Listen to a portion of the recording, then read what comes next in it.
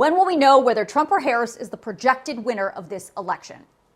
I have no idea. But what we do know is this is going to come down to 7 swing states. And the thing is, the laws in each of those swing states are wildly different. And that is what will determine when we get election results. So overall, we are anticipating North Carolina and Georgia to come in relatively quickly with their results. Probably Michigan too. But Pennsylvania, Wisconsin, Arizona, and Nevada are going to take a while.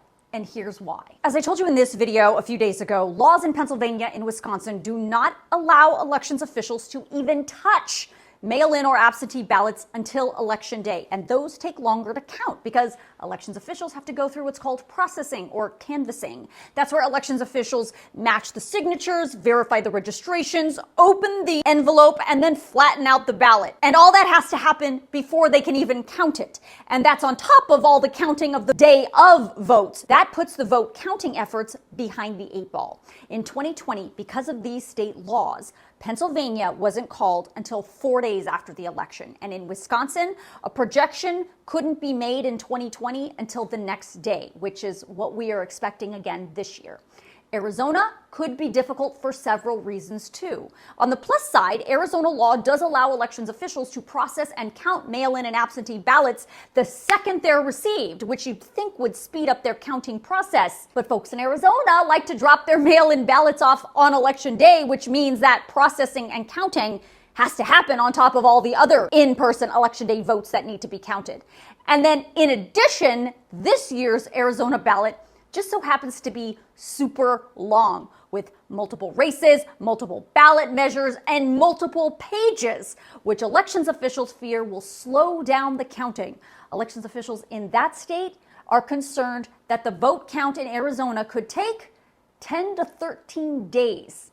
Let's hope not. In the state of Nevada, the law there says every active registered voter receives a mail ballot. So this is mainly a mail vote state. And the good news is those mail-in votes can be processed before election day. The issue is the law also says in Nevada, if a mail ballot is postmarked by election day but not received until 4 days after the election, that vote still counts. In 2020, like Pennsylvania, Nevada's race wasn't called until 4 days after the election.